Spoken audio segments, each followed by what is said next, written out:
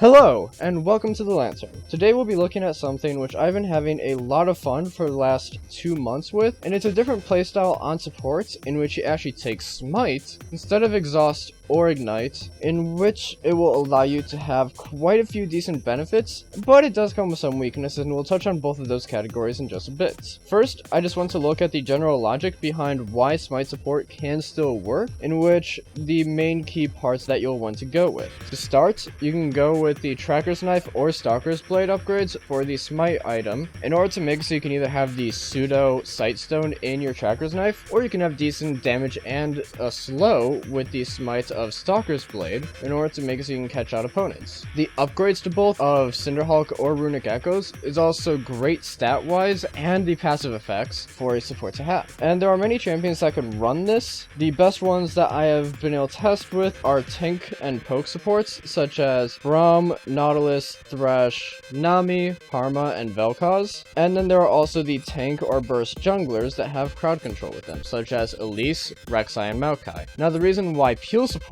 such as Janna or Soraka don't really work with this is mostly because they don't utilize the stats from the upgraded effect, so it's just overall better to keep the Sightstone and the gold item upgrades purely on them and use the free item slot for something else. Now the benefits for taking Smite instead of Exhaust or Ignite is that by having Smite, you'll provide excellent pressure on Dragon early on in the game. This pressure can allow you to start stacking up the dragons early on, in which you can get 5 or 6 dragons by the time that the Elder Dragon would spawn, as long as you're taking them at each respawn. Which, the dragons themselves did have an amazing buff from the mid-season updates, and they are much better on late-game scaling type of teams, since most of their effects go towards a scaling type of orientation, especially the Fire Dragon, since that one has a direct increase in your AD and AP, but it's a percentage scaling, so you get more out of it the later in the game you are, since you have more of those stats. More benefits to this include being able to use Scuttle Crab, Raptors, and Wolves in order to gain vision within your own and the enemy jungle. By smiting the Wolves of the enemy jungle,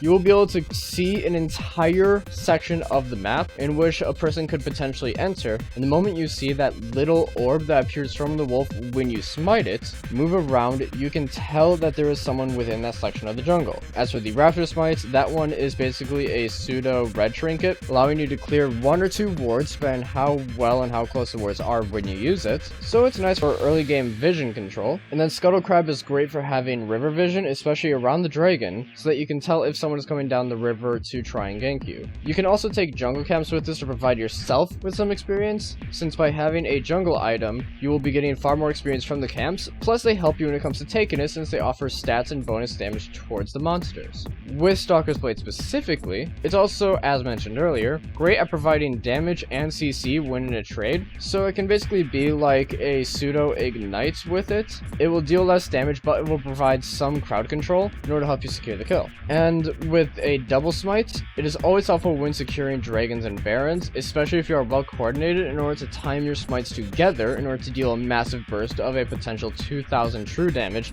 in the late game. And finally, for the benefits, by having Cinderhulk and Runic Echoes, it will be much better than the Ruby Sightstone upgrade, and the overall stats it gives will be better than a Face of the Mountain or a Frost Queen's Claim, while the passive effects are also better than what the items themselves would give. Plus, you can still build a Face of the Mountain or a Frost Queen's Claim if you want the active by building the Tracker's Knife. But if you build the Stalker's Blade, you will want to go with the gold item Sightstone combination, that way you can keep the vision and save yourself an item slot. Now there are also plenty of weaknesses with this. Some of the weaknesses include the fact that you are sacrificing a combat summoner for this, so you want to be careful in the early game for any 2v2 trades or early ganks, since you'll be missing out on Exhaust or Ignite. You'll also be lacking the direct stats when you buy jungle items in the early game, so you want to be careful with that, because the items themselves only benefit a person while they're attacking a jungle camp, which you'll not be doing when in a lane. In addition, Tracker's Knife does cost 1000 gold, so it will take longer to obtain than Sightstone would, so you may be lacking in vision in the early game unless if you happen to get the 1000 gold at your first bet. As well, without great coordination between you and your own jungler, having the double smite can be messed up easily when trying to secure a Dragon Baron, since if you try and do it where you want to smite the same point in order to make it so it's bursted down, all it takes is for there to be a gap, and then you could have it where the Dragon or Baron are left at around around 200 to 300 HP, where the enemy jungler can come in and steal it. Finally, for the weaknesses, anytime that you try and counter jungle to gain experience for yourself, it always does come with a risk, especially if you're going deep for something like the wolf camp. So you always want to be careful, make sure you're well warded, and if possible, bring your ADC or jungler or mid laner, if possible, with you in order to secure the camp. Some side notes to keep in mind is that runes and masteries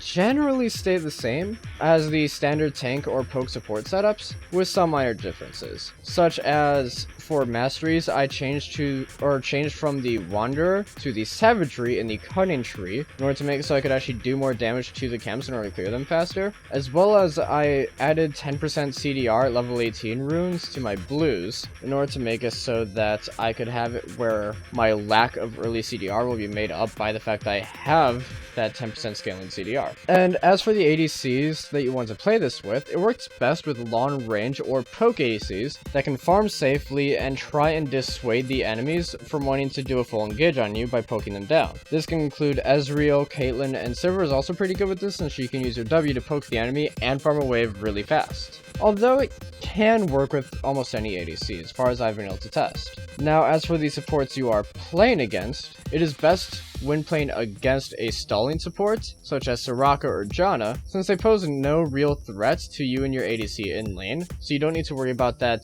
missing exhaust or ignite as a combat stat. Now, you can always play safe in the early game, since most people on the enemy team will think of you as an easy target. Even though that isn't actually the case, you won't be an easy target just because you're missing exhaust or ignite, because it's really easy to keep yourself warded and play safe, so you don't have to worry too much about dying a lot to ganks in the early game. Just make sure you're prepared. And finally, make sure you try this in normals first before rushing straight into a ranked match with this, especially since there will be plenty of people in ranked that will immediately see you as some troll, they will flame you, you'll get plenty of dodges, and if you're also inexperienced, that'll only add to the flaming, and you'll probably get a few reports, even though they won't go through it the way that Riot has their banning system. It won't really work, but it's better than risking it. So just make sure you get well experienced in this with normals before you rush to ranked. Now that's about all I have to say for now. Thank you very much everyone for watching. If you enjoyed the video, please leave a like, comment, and subscribe. And if you did not join the video, go ahead and let me know what was wrong about it, and leave a dislike so that I know